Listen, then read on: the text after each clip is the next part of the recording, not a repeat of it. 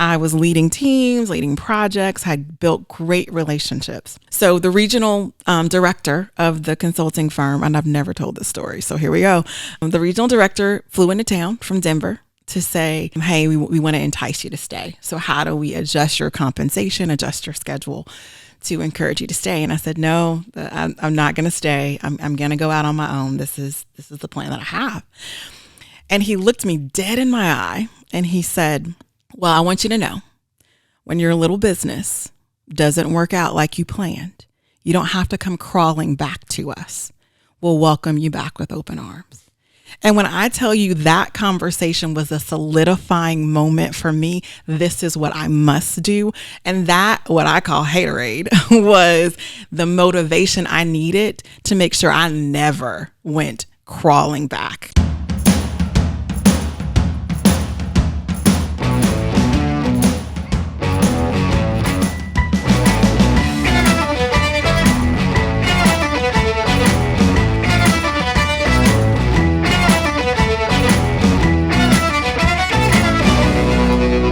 We would like to thank our title sponsor, B1 Bank. B1 Bank knows that entrepreneurs like you are always thinking one step ahead. So you need banking solutions that can keep up. It begins with lending. Does your business need working capital or financing for new equipment? How about a real estate or a construction loan? Good news, the B1 lending team is ready to learn your goals and help you find the best lending option available. Now let's talk about uncomplicating your daily cash flow. B1 offers a full array of treasury management services that let you collect funds faster, pay funds more efficiently, and access your information with powerful online tools. Most importantly, B1 understands the value of working with local nonprofits to build a stronger community. They believe in giving back through hands-on involvement with their B1 Community Outreach Program because it's simply the right thing to do. B1 Bank. Be uncomplicated. To learn more, visit b1bank.com. Equal housing lender, member FDIC. Hello, I'm Andrew McClendon, your host of the Next Entrepreneur Podcast. We are here today in Tulsa, Oklahoma at the office of NextGen. Yeah. And we're with founding director Cindy McGhee. Cindy, welcome to the podcast. Thank you. Glad to be here. Yeah, thank you for opening your office to us. And it's beautiful, and we are very happy to be here. Well, thank you. Yeah. So I have loved doing the research on you. You have some really, really awesome content out there. I want to get into all that because you have your business and then you have this other project that is really coming to life, and there's so much there. Yeah. And it seems so well done and valuable, particularly to your target audience. So why don't we start, though, with you telling us what NextGen Tax Services is, what you do. Yeah. So NextGen is almost 5 years old, which is kind of crazy because I call her my baby and I feel like I just had her. Yeah. But we work with small business owners really to help them accelerate the growth in their business. And the vehicle we use to do that is tax and accounting services. So I feel like so oftentimes small business owners are passionate about whatever they decide to get into business for, if that's plumbing, if that's marketing, whatever the case may be, and some of the hurdles to them being able to spend all their time on what they're passionate about is that back office stuff, which is like the tax and accounting work. And it's critical for it to be done and handled well for the company to be successful, but that's usually not the passion or the level of expertise that our clients have. So they allow us to just come alongside and support them in that effort, making sure that we do traditional accounting, which is making sure all of their activities, cash inflows and outflows are accounted for properly and accurately, and tax services, which is kind of two phases to our tax. We do traditional tax prep, which everybody kind of knows about. It's required. But we also do strategic tax planning.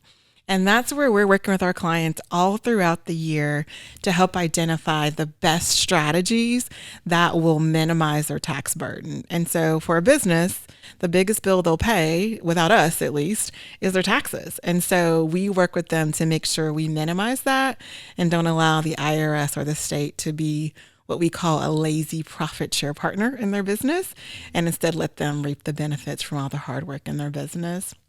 There's a pretty broad range of other services that we provide to support businesses in that like same kind of tax and accounting space, because we have been dubbed what we call the empire building experts. Oh. So we work with clients to help them grow their business. Everything that we do is with that intent. So we treat our relationships as really an advisor and partnership relationship, so that we can make sure that we are supporting that business owner and helping them grow their business.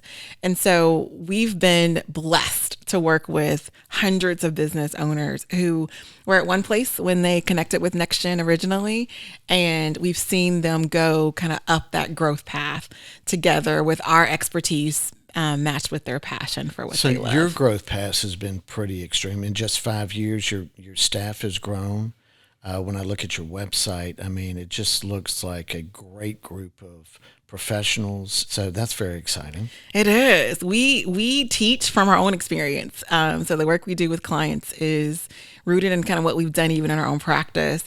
I started NextGen, like I say, almost 5 years ago with my laptop at my kitchen table. I was a solopreneur and worked a lot trying to get it off the ground. I remember my first year actually of NextGen, I had a full-time job. It was my side hustle. So I worked 40 plus hours as a financial consultant with a large consulting firm. Basically didn't sleep too much. Didn't have a lot of fun on the weekends, trying to do that to make sure that home was taken care of financially, but still launched NextGen. And I did that for an entire year. And for that first year, I did not receive, I'll say, a dime from the company. I was unpaid. It was a true bootstrapping situation, and I just had this dream and calling that I felt like this was what I was supposed to do. But the money was not there. I did not have financially the resources to make it what it's now become. So to go from that in year one to now be approaching year 5 and have a team of 25 wonderful women who I get to co-labor with every day. My first office was a co-work space, and I tell the story and people think I'm exaggerating, but I'm not.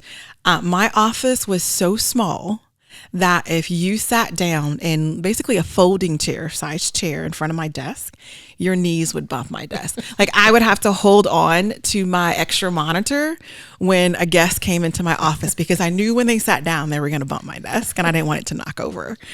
So if you look at where you're at today, you're in a big, beautiful building. But what's also been interesting to learn is you're one half of a power couple. True. Right? Yeah. So my husband's Dr. Jonathan McGhee, and we celebrate 18 years in July of this year. So he has a business that occupies the first floor. He does, yes.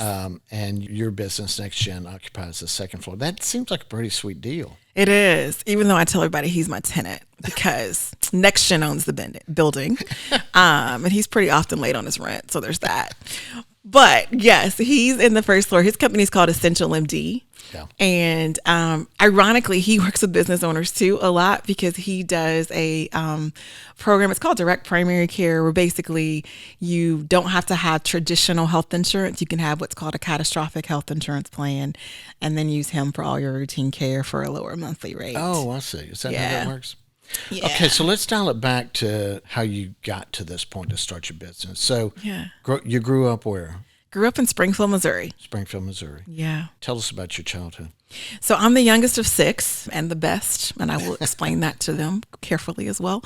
So 4 boys, 2 girls. So I definitely grew up a tomboy, played sports, played outside, got dirty. Like that was kind of my jam. Much different than kind of the glam person you might experience today.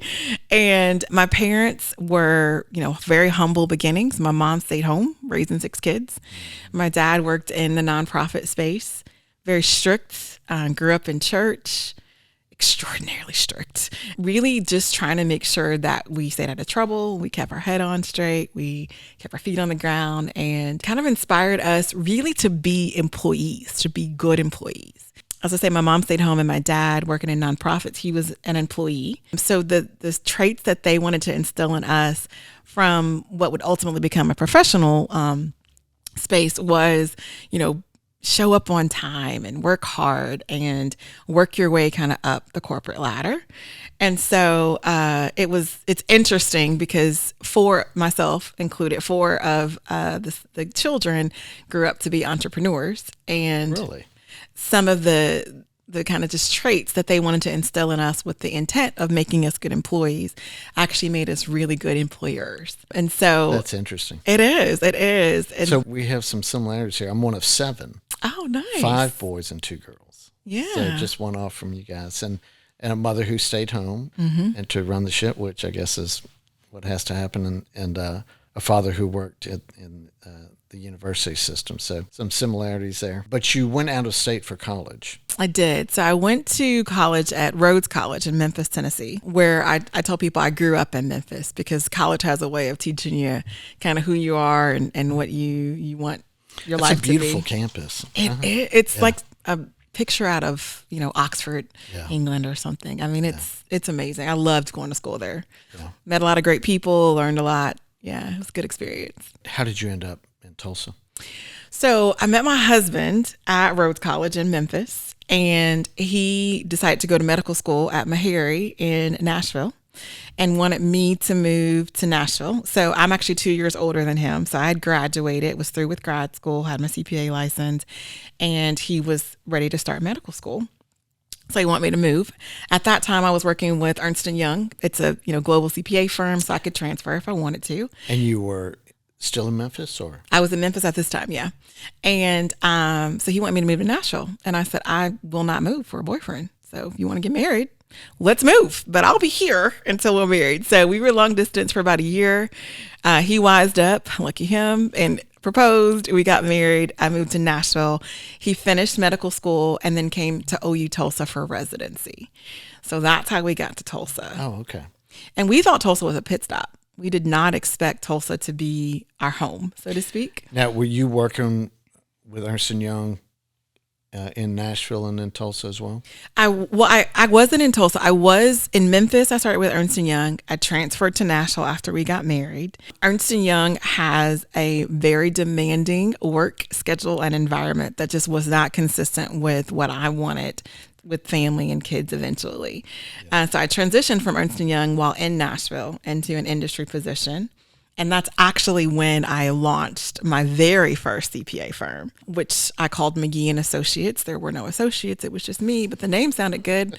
So that's when I started just doing tax prep kind of on the side. And then when I moved to Tulsa was when we had our first kid. And I stayed home actually for a total of 4 years in kind of 2 segments when my daughter and my son were really young. So you've talked about in the Big Four accounting firm environment that there's not a good work-life balance. I referred to that just a minute ago. And so you knew that's not what was right for you. Right. But I'm guessing that the time that you did spend there, you learned how big accounting firms do business, how they communicate with big clients, and how the big boys do it, kind of thing. For sure. It was invaluable experience. And to your point, it was kind of a learning ground for me to figure out how to successfully have a firm and also what I didn't want. And I didn't want to be in an environment that couldn't let me honor my role outside of work. And that's not what the big firms are really known for.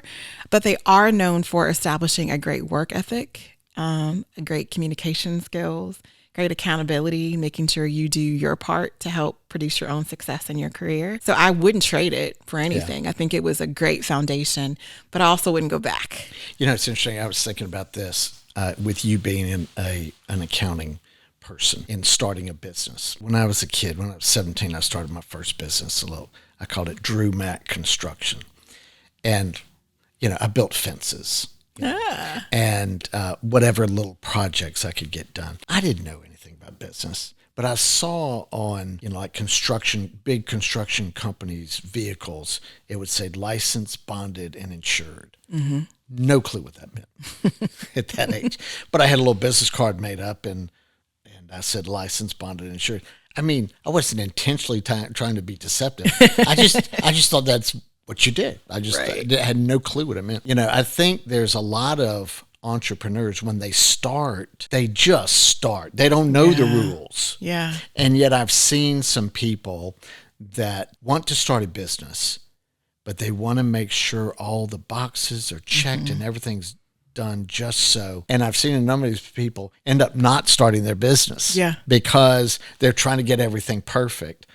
And I was just wondering, with you in the accounting business, having an understanding of how things are supposed to look, right, when done properly from the business perspective. So when you went to start your business, were you a little mix of both, or did you have all your ducks in a row from knowing how it's done? So if you'd asked me then, I would have been confident that I had all my ducks in a row, because I've never felt like I wasn't prepared. Looking back on it, I had no idea what I was doing. No idea. It's funny because, working at Ernst & Young, of course, going to college for accounting, you learn how to tactically do accounting, but you know nothing about how to run a business. And that was my story. I knew nothing about how to run a business, how to effectively lead people. I learned at E&Y how to manage people. Management is one thing, but leadership is totally different.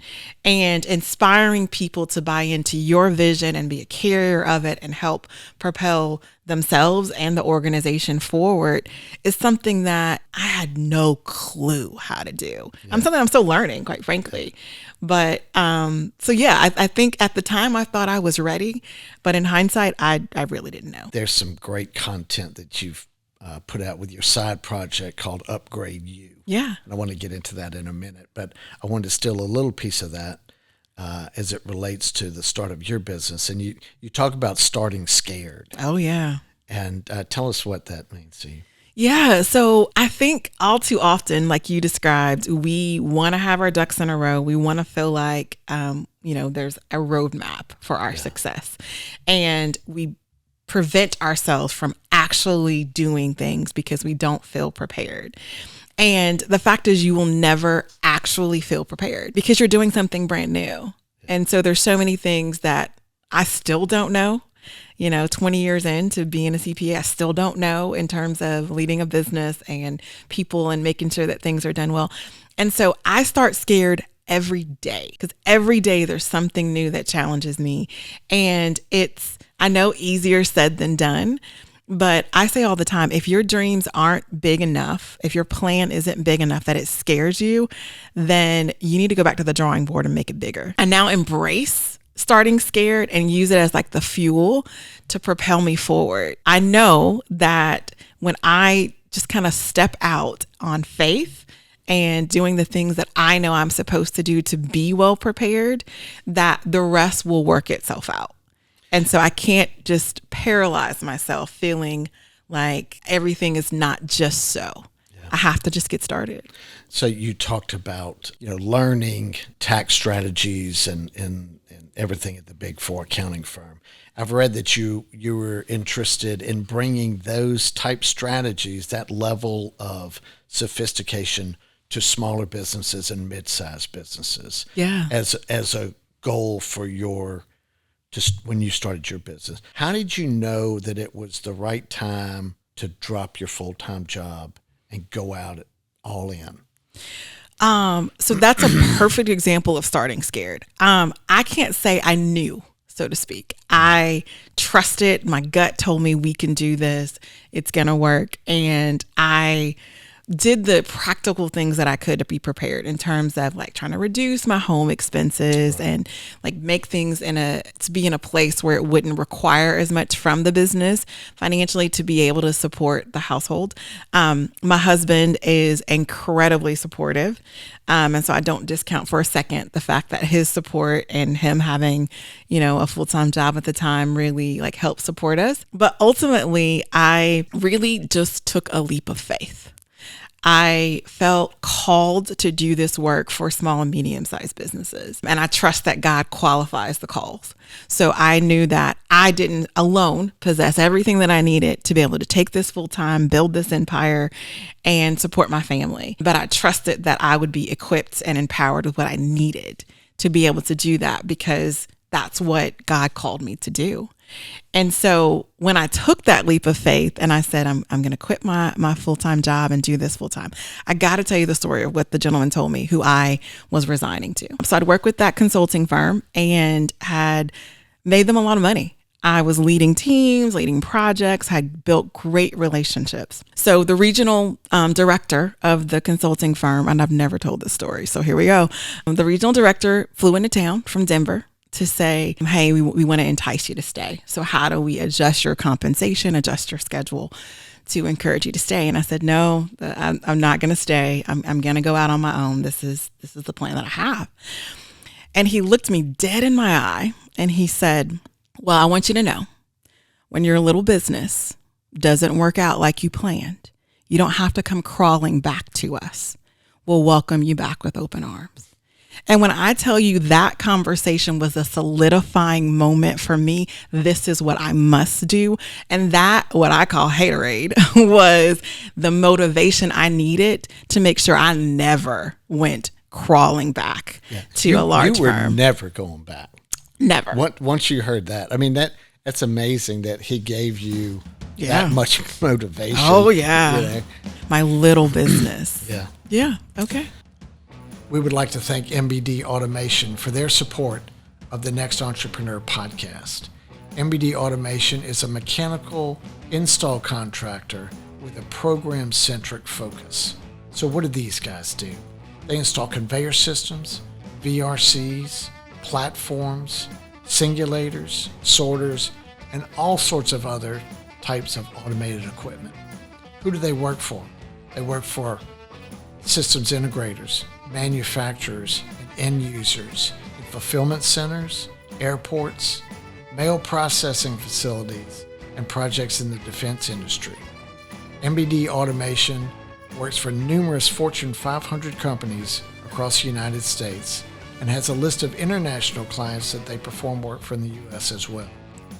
If MBD Automation can help you on your next project, you can find them online at mbdautomation.com.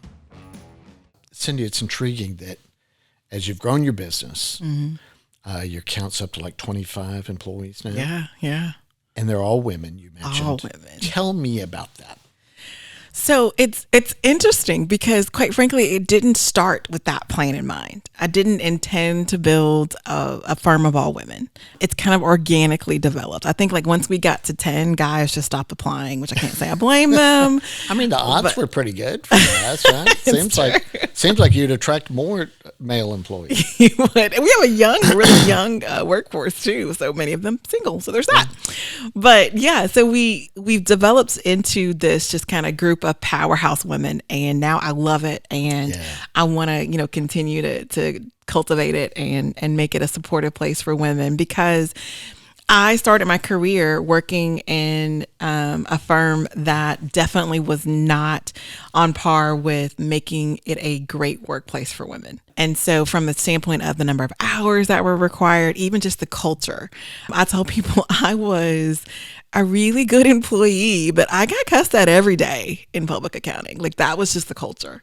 That's how they communicated. And so it was challenging. Made for a thick skin, served me well, but it was still challenging. And so at NextGen, we're really intentional about a culture that is supportive of women, not just what they do when they step into this building, but who they are before they ever show up here. I mean, I could see, having had that experience, and you want to create something from scratch, that you would want it to be peaceful, relaxing, enjoyable place to build a career. And that makes so much sense. It does. And it's actually allowed us to attract better talent, because we want a well-rounded person. One of our culture code statements says we balance the right priorities at the right time. And for us, even the word balance in that sentence is a little bit tricky, because I feel like rhythm is what you're looking for. There will be times that work is intense and home life is less. And there should be times when it's the opposite, when home life is what's the priority and work is less. Right. So we cultivate that here, and we walk that out. We don't just talk about it. We walk it out. I understand now about rhythm. It's where your priorities may shift where balance implies that your work and your life is balanced, correct, time-wise and all other. But that's not reality. It's not. It is a rhythm. It's a flow. Yeah, It that's is. interesting. I wanted to ask you this question. I've had a number of female entrepreneurs on the podcast, and I've asked this question a number of times. It just strikes me that being an solopreneur, as you say, or an entrepreneur for a woman is simply more challenging. Oh, yeah. You speak really well about this in your podcast, and I think it's something that I'd like to see if you can bring some light to. I mean, there's a role of, being this entrepreneur, but being a wife or a mother and expected to do so much. Tell us from your perspective how you think that is different from maybe a male. Yeah, for sure. So, because I think that as women in business, we are expected to work as though we have no home life, to manage home as though we have no job, and to look as though we have neither. So stay in the gym, look good, and none of those are possible. I don't think our male counterparts have the same set of expectations. And even beyond the expectations, I think as women, I'll speak for myself, I internalized those things. So it wasn't just an outsider's belief that I should stand up to this impossible standard. It was my own belief that I should stand up to this impossible standard. And so when launching my business, I was trying to figure out a way to manage my home life in the same fashion that I had before I started my business, which was impossible, to manage the business as though my home life was not going to be something that required a significant amount of time, which was not practical. And somehow go to the gym, be a good girlfriend, like do all of the things that would make the whole, picture look really, really good.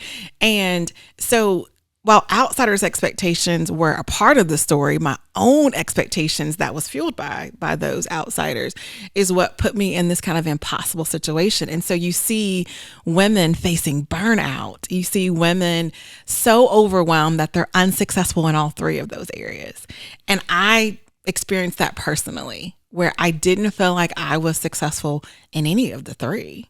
Right. And not as a high achiever, not feeling like I was experiencing success in either of the three, but wanting to be successful in all three, I just felt like a failure. And then you add children into the mix, and it just complicates it further. Oh, yeah. Yeah. Because for me, and I've learned this from experience, I love the idea of building a business empire and supporting other people in building their empire. But the most important empire that I build is in my home. And being a good mom to my kids and showing them right from wrong at every level, personally, professionally, spiritually, that's the most important thing that I'll ever do. And so if I'm trying to shoulder these expectations that preclude me from being successful in that space, well, then we know something's completely out of balance at that point. And so I had to come to the realization in my own entrepreneurial journey that has to be the highest priority. And the others will fall into play appropriately when I give that the attention that it deserves. And so now I'm really blessed that I have an 11-year-old daughter and a 14-year-old son who are crazy as they can be. I say all the time, teenage boys get 0 stars. I do not recommend teenage boys. But they are well-grounded, and they know that their mom sees them as their first priority. They never have to question, is her business what she's going to focus on? They know they're the first focus. Yeah. So it's not just that you want to do well in work and family life, but your children, your husband rely on you. I think fathers can get a bit of a pass on that. Mm-hmm. When you have a stay-at-home mom, that's okay. That works, maybe. Yeah. If you're an entrepreneur and nothing else, if you weren't married and had no children, it can consume your whole life. Right. You talk about, working around the clock, working weekends that when you're first starting your business. That's so true of most of the people that we talk to. Mm-hmm. I mean, that's how it works, right? Now, a lot of your focus on Upgrade You. Why don't we, I really want to come back and talk about how you built NextGen. But I'm going to jump ahead since we're talking about female entrepreneurism, I want to bring in Upgrade You, your other project. If you can tell us what it is and the fact that you have a strong female focus there, so support, providing that support. So tell us about Upgrade You. Yeah, so Upgrade You is about a year old, and it's a coaching and consulting firm that works exclusively with female founders. So we are all about just supporting women. We aim to equip and empower women with what they need to accelerate their growth in their business. And Upgrade You was kind of born out of I guess a frustration that I had in terms of being able to connect with other female founders who at the time would be collaborators with NextGen. It was like, I need an HR firm to help us. I need a marketing firm to help us. And not being able to find a female founded firm that could do that, or find one that had the capacity to support my organization because they were either a solopreneur or it was a side hustle or something like that. And I realized the reason there weren't female founded organizations that could support us was because they were struggling with the same kind of hurdles that I had found a way to overcome. So I thought, if there's a way for me to kind of package my experience and all the lessons that I've learned in my 20 years as an entrepreneur, I could give that to another female founder and help them clear those hurdles much faster, much easier, without all of the stumbles and the mistakes that I made on my own journey. And so we've had the privilege now to serve 2 cohorts of female founders. It's built kind of as a university style program. And so it is like coaching, but it's also teaching and helping them to apply the principles that they're taught about in building their own business. And so now we've had, the privilege to serve other female founders here in the local Tulsa community and see this kind of aha moment arrive for them, where they are better understanding the mindset that is necessary for them to build a successful business, better understand how to handle their money in terms of budgeting and what to do with the financial resources they have, no matter how small they may begin with, help them do better with a concept we call measurement, which for us, measurement includes like the basic statistics and financial analytics, but also a measurement of how you feel, of how you spend your time, of if you're using your time to its highest value in a way that makes you feel empowered, not makes you feel drained. And then finally, on a concept that we call multiply, which is helping them learn how to not experience burnout because they're doing everything on their own, but instead empowering the right people with the right vision to carry out their dream, not intending to do everything as a solopreneur. And so we've had such a great experience over the past year with just getting women to a place that's beyond even what they thought they could do. I scaled NextGen pretty rapidly with some of the same tools that I'm teaching through Upgrade You. This is solid gold. I mean, hearing you say this, and I can just see how incredibly valuable that would be to so many female entrepreneurs. You have a podcast called Upgrade You, the Upgrade You podcast. Yeah. And you've completed season 1. Mm-hmm. And that content, Cindy, is exemplary. I mean, it is so good. But the thing I think I love about it most is, number one, you're concise in your episodes, but the way that you look at traditional problems or issues in the life of a female entrepreneur, say work-life balance, for example, and you just kind of turn it on its side and look at it differently. And it just makes so much sense. And I could see where, the people that would listen to your content, where they would find great value in it. Yeah. So I just wanted to talk about a few of those. You talk about from a side hustle pro to a 7-figure CEO. Yeah. I love that. So your customers could range. We talked about starting scared. One of the next things you talk about is starting with an exit strategy. Yeah. Which seems a little counterintuitive. Am I confident in what I can do? Tell us the importance of that. So I think sometimes we have to ask ourselves the question, because like we said before, you're going to start a business or start maybe up-leveling a business without feeling like you know everything there is and have a perfect roadmap. But at the same time, you have to ask the question, well, what's the worst that could happen? Like if the worst happens, if I pursue this goal or try to take this to the next level, well, what's the worst that can happen? And how would I respond to the worst that can happen? And it basically pulls the sting out of that. So you no longer have this overwhelming concern of, oh man, what if the worst thing happens? Well, I got a plan for if the worst thing happens. And I'm comfortable with that plan. So it frees me to not let that fear and anxiety cripple me from moving forward with what I'm supposed to do next, because I know how I would handle it if I had to exit. It's also interesting because so many businesses have tried and pivoted out of things that we don't necessarily notice. Like Coke has released so many different flavors that no longer exist anymore. And that didn't make their company a failure. That actually made them smart. They tried something new. If it works, great, we up level. If it doesn't, that's okay too. We got an exit strategy. And so that's what we should do even at the small business level.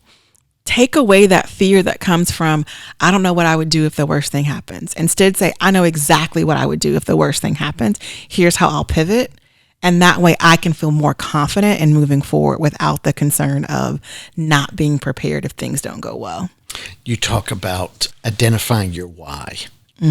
And I think in that episode, you talked about giving yourself a gift at the age of 40. Yeah. Of saying, I'm only going to work on the things that I'm passionate about. Right. That really move me. Tell us about that. Yeah. So I think, as I mentioned before, we have all these expectations that are put on us as women. And so sometimes we don't even realize it, but we're laboring towards something that's someone else's dream, it's someone else's goal. It might even be proving someone else wrong, without being really in alignment with what we feel called to do, what we're passionate about, work that really matters for us. And because I play so many roles as a wife and a mom and an entrepreneur, my time is the most valuable resource that I have. And how I invest that time, because it's an investment, how I invest that time has to be on things that truly matter to me, that are going to make a difference in the way I feel called to make a difference, not based on what someone else asks of me, not based on what external expectations may be of me, but what I internally feel aligned with. And I remember talking to a mentor at that time, and I'd already experienced, some success professionally at that point when I kind of had this mindset shift, well-intentioned guy. And he said, I'm going to tell you what, Cindy, that's not going to work. You got to focus on what's going to make you money. You can't be focused on impact. You got to focus on your income. So if you're going to just pursue that which, sets your soul on fire, just recognize you're going to be broke. Yet another example of a gentleman in my life inspiring me, because I realized, it'd actually be okay if financial success wasn't as great, but I knew that I was in alignment with what I really cared about. But B, I wanted to be a witness that you could pursue impact and also pursue income and be successful in both. Yeah. And I feel like my story is that evidence. Yeah. I have pursued what I'm passionate about, what I know I'm supposed to be doing, and it's produced income. And it hasn't been even like a challenge, I'll say, because I am so comfortable with what I know I need to be working on and investing my time in the right things that I didn't even worry about the money, and it came. And I also produced the impact that I wanted to. So you talk about, as it relates to income, you've talked about streams of income and floods of income. Yeah. Tell us your thoughts on that. You'll hear conventional wisdom that says you need multiple streams of income. Like, don't rely on just one sole source. You need multiple streams of income, which creates very divided attention, because you're doing a little bit of this and a little bit of that and trying to chase after every new thing that comes on. I have a friend who is on top of every single investment idea there is. If it's crypto, if it's NFTs, whatever it is, he's chasing after it and not making a lot of money in any of them because he's chasing after all of them. Similar in business, if you're chasing after everything, you're not really focused on any one thing and not producing exponential growth in any area. You're just getting minimal growth in a bunch of different areas. So my concept of, instead of pursuing streams, multiple streams, you should pursue floods, which creates a laser beam focus on 1 to 2 things that you're passionate about, that you want to be the best in the world at. And that's going to create a flood of income way beyond the multiple streams you could get based on your divided attention. So we recommend putting that into like a 13-week time frame or quarter of the year. I say all the time, people often overestimate what they can do in a year, but underestimate what they can do in 90 days. You can do crazy things in just 90 days.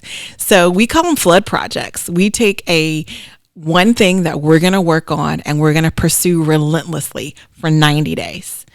And that's going to produce a flood of income. And then the next quarter, we move on to something else.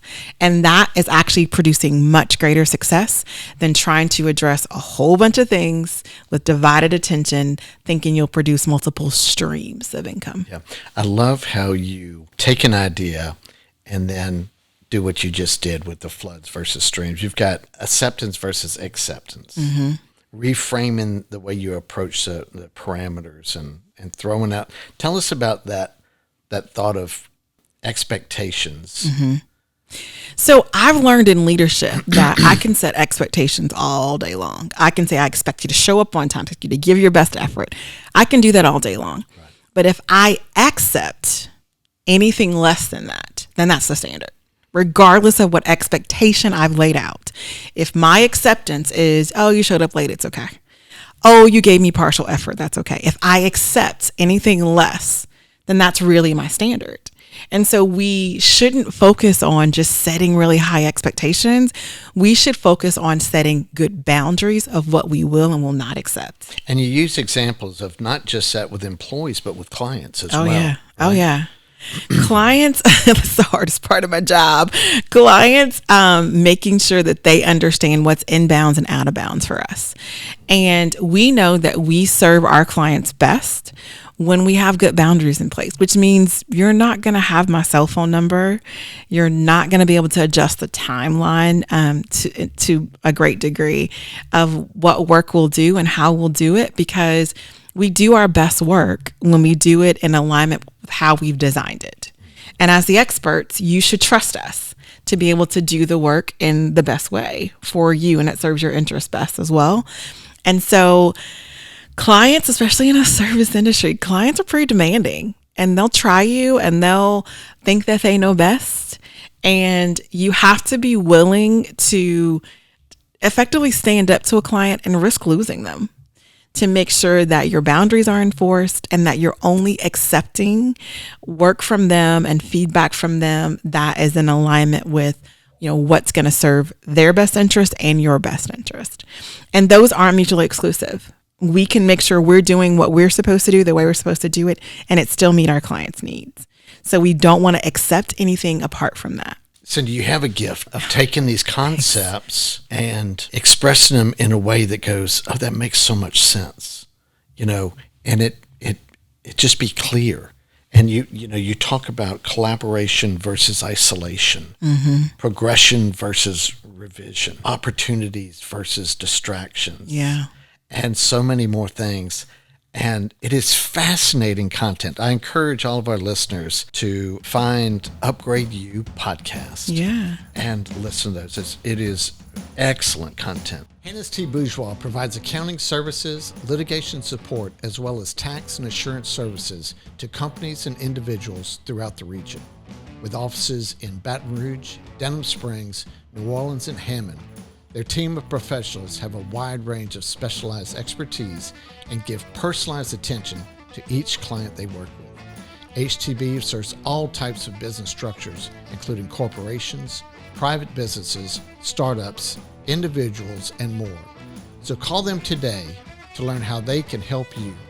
Reach out to them by phone or learn more at their website, www.htbcpa.com. A little testimonial here. HTB has been my accounting firm for over 30 years and have guided my initial company from startup to expanding to numerous operating companies. HTB has provided guidance in helping us expand across the U.S., doing business in more than 30 states. Flat out, HTB has made all the difference in the world to our business. This podcast is sponsored by NAI Latter Blum. Louisiana's leading commercial real estate firm, offering expertise in every discipline, including office, industrial, retail, multifamily, and corporate services. Their agents guide you through the real estate process from start to finish, using a host of marketing, prospecting, and analytical technologies. As leading entrepreneurs, your valuable time and resources should align with the most trusted name in commercial real estate, NAI Latter Blum. Learn how they can work for you at www.latterblum.com.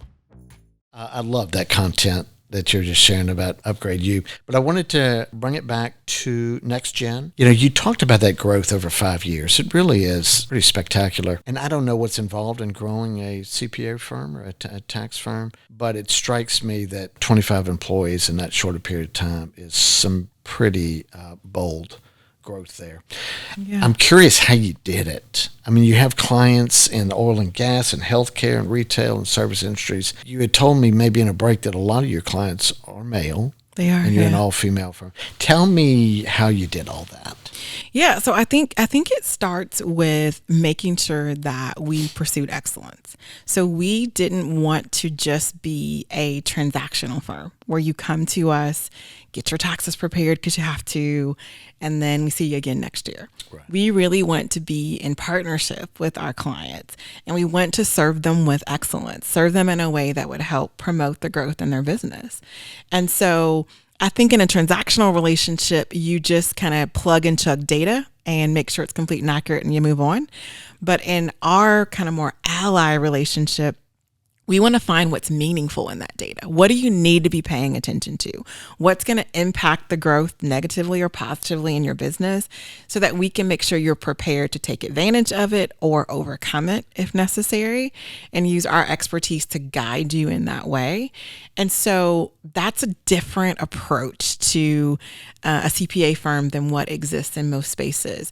And I think in part what's attracted clients to engage with us at a deeper level and to refer their friends to us, because much of our growth is organic. We do, great work on social media. I think it's fun and it's engaging, but it's really the people that refer their friends and colleagues to us that has inspired the growth that we've experienced. And when you serve your clients with excellence in a relationship-based model, they want to become your raving fans. They want to tell everyone about you. So it allows us to gain greater exposure in that way. And then they have success stories to tell, to say, working with my CPA, I went from here to here. And their stories really align with NextGen's story. We, in our very first year, as I mentioned, I was still full-time employed somewhere else and couldn't take a salary from NextGen. We earned $86,000 in revenue that year. Believe it or not, I mean, that sounds like a pretty good number. We were broke with what we were paying for rent and the two team members that we had at that time. We were broke. And I said, oh, this is not sustainable. We got to figure something else out. And so I made the intention to say, we will not do any transactions here. We will only do relationship-based work. We will, if it's just a transaction, we're not going to work with them. So we became more selective in the clients that we would serve. If they were just looking for a tax preparer, we realized that we're not the firm for you. You're looking for year-round wraparound care. We're the firm for you. Let's do business together. With that change, in year 2, we had over $600,000 in revenue. Goodness. And it was a way that we served. Not that we offer different services, so to speak, the way that we served that inspired that growth. Year 3, we got just over $1 million in revenue. And only 3% of women entrepreneurs ever achieve $1 million in revenue. So it put us in a really elite class to be able to even attain that statistic. But it also just illustrated that a relationship-based CPA firm is the way to go. So now we are on track to really grow that relationship to be even deeper roots in our clients. We know that service is the key to making them more successful in their business. And so NextGen started as NextGen Tax, that focuses on tax and accounting services. But which is more of the transactional. Correct. Yeah. Correct. But what really they need is a wraparound integrated approach that makes us their strategic partner and ally in growing their business. And so now we are announcing that NextGen Tax will just be referred to as NextGen. That's the firm. We are NextGen. And within NextGen, we will provide tax, accounting, law services, as well as payroll services, all in the intent of creating this more integrated approach that syncs up all of those elements. Because to really build a good business, you need all of those pieces, and you need them not in a transactional way. You just go see your attorney once or go see your payroll company to get set up and put it on autopilot. You need it in a strategic atmosphere where we are in constant communication to say, to get the optimal tax burden for this business, we need to adjust their compensation like this. Instead of them being paid as a profit share, they should be paid in a different way. So making the necessary adjustments to help propel that company forward. And so NextGen, as really a family of companies, will be able to provide that integrated approach with the new model. I love that. I subscribe to that theory of growth. Yeah. And, if you think about a financial statement, you could provide that to a client and it's a couple, several pages filled with numbers, right? Mm-hmm. But at the root of it is the story, mm-hmm. right? Like you're, referring to how you could change this and that and grow. I think the other thing that I got from your podcast is your philosophy on excellence that you just mentioned. Mm-hmm. And that you're demanding of that at every level of your business. So one employee would report to their higher up and ask the question, the higher up would ask the question, is this excellent work? Correct. And it doesn't continue until it is. And I can see if you're telling the story of how one of your clients could improve their business, and if you're providing that excellence that you seem to do really well, that you will create those raving fans that you talked about. So my initial question at the start of the segment was, how have you grown your business? And it sounds like the short answer is through performance. Oh, yeah. And by doing those things, those customers are word of mouth, mm-hmm. and growing your business that way. So am I reading that right? Absolutely. Absolutely. I think for us to continue our growth, we are basically asking more of ourselves in terms of how we perform. We're not satisfied with just the level of excellence that we have right now. We've worked hard to achieve this level, but we want to take ourselves to the next level as well. And so we're committed to up-level that performance also. And this integrated approach will help us do that. So tax is so complex yeah, it is. to people like myself, and that it's ever changing. Mm-hmm. There's always new programs that the government puts out there. And how do you take advantage of them? Mm-hmm. How does a business, realize that I could benefit from that program? So you guys have to stay on top of all that. And as you're growing your business and in this culture of excellence, how do you maintain that as new employees come on? And culture is one thing, yeah, but I'm intrigued in fast-growing businesses how they're able to successfully maintain culture, because it doesn't just happen. Somebody's got to do it. Oh, yeah. Right? And at the same time, it's ever changing what's expected from you, from both your clients and maybe the government. So mm-hmm. How do you execute on culture? So we have a culture code. It's 10 statements. And one of those statements is we learn and teach daily. And it's intended to be a couple of things. So first, to understand there will always be something new to learn. We are never done. We are lifelong learners, particularly in the industry that we're in, because it is ever changing. We'll always be learning. And who we'll learn from may not be, quote unquote, the subject matter expert. It may be the person next to you who may or may not be at your level or above your level. They may be below your level. I learn from my kids every day, something that gets applied in my business. And so having the humility to know I'm going to have to learn from my peers, from my leadership, from even my direct reports on a daily basis, and I'm going to teach them as well, and not ever feeling like, well, we've arrived. We've got it now, so nothing more for us to do. We're going to continually be learning to help us stay on top of tax laws, stay on top of what's the best way to motivate our people, the best way to make sure that we maintain this culture, even with the rapid growth, even with our expansion into new cities. We're going to, go into new markets as well with NextGen. And that's something that we have to work on daily. It's not just set this in place and hope it stays there. We work on it daily. And so we realize that our growth is only sustainable if we put as much intentionality in our culture as we do in our expertise. And so while we study a lot about tax law, and we have to, and accounting standards and all of it, legal, payroll, all of it, we have just as much intentionality in making sure that we maintain a culture that people can find enjoyment in their work. I can't, quote unquote, do something to make you enjoy your work. Like that's an internal work. I can't do that. But I can create an environment that allows you to find joy in your work. And that's one of the first calls that we have to leaders. That is what you're required to do here. You're required to establish an environment that's an open door policy that allows people to be comfortable with vulnerability, with admitting their mistakes, with learning from those mistakes, with what we call authentic teamwork. I think sometimes teamwork means everybody assimilates. That's not it at NextGen. We want you to show up as your authentic self and add to this team, not conform to what exists in this team. I read a book, almost 5 years ago, like shortly before I started NextGen, kind of an older book. So it's strange when people hear I've read it, but it's called Good to Great.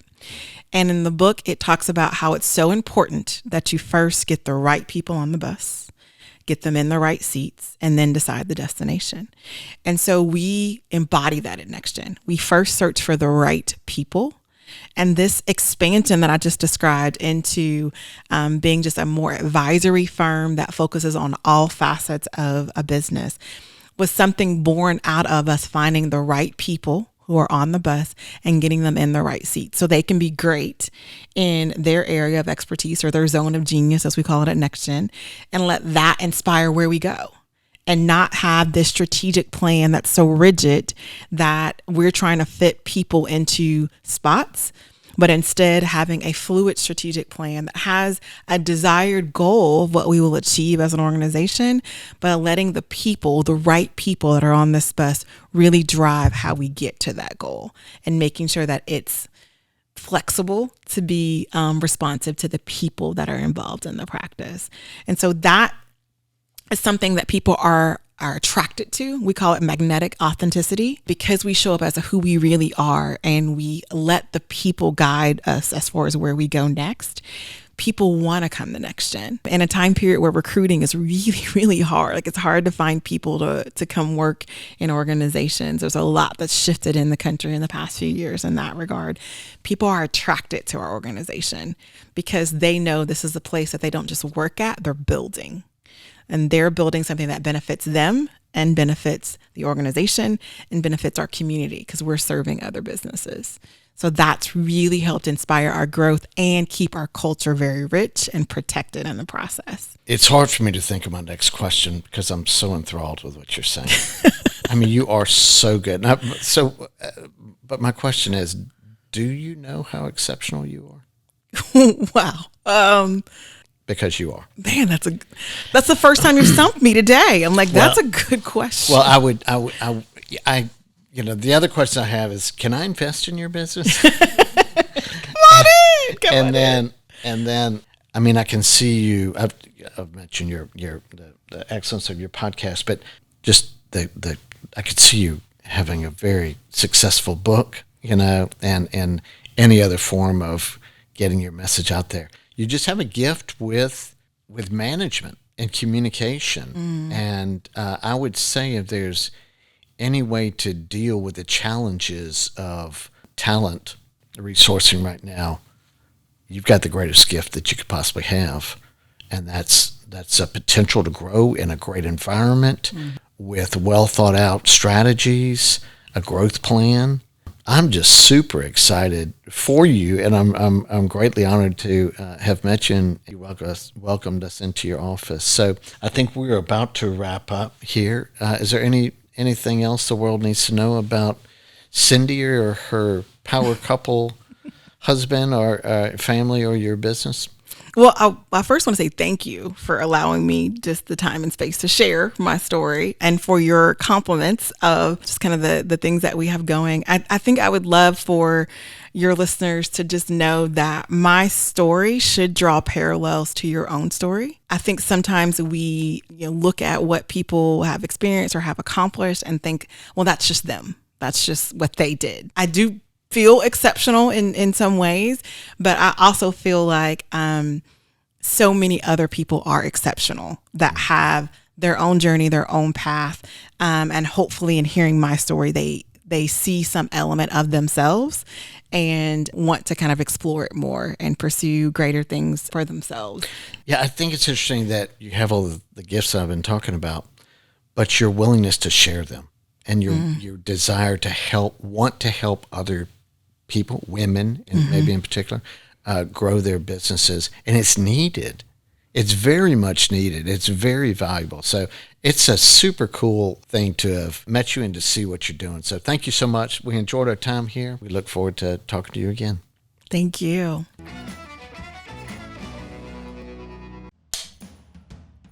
Cindy McGhee is a force of nature. I just so enjoyed spending the time with her. She was a gracious host for us at the Next Entrepreneur in her office.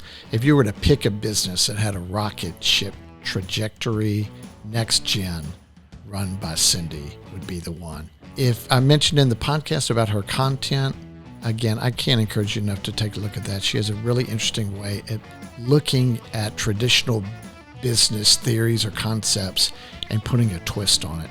Very enjoyable listen. I loved how she talked about rhythm versus life balance and how starting every day scared was paramount. And if you didn't, you need to go back to the drawing board. A lot to learn from this young entrepreneur. We appreciate her joining us. We appreciate you guys watching, and we'll catch you next time. We would like to thank our title sponsor, B1 Bank. They can be found online at b1bank.com. The Next Entrepreneur is produced by Propel Productions. You can find more information at propelyourstory.com. Don't forget to subscribe to the Next Entrepreneur podcast and hit the bell for notifications. You can also follow us on social media. The links are in the description below.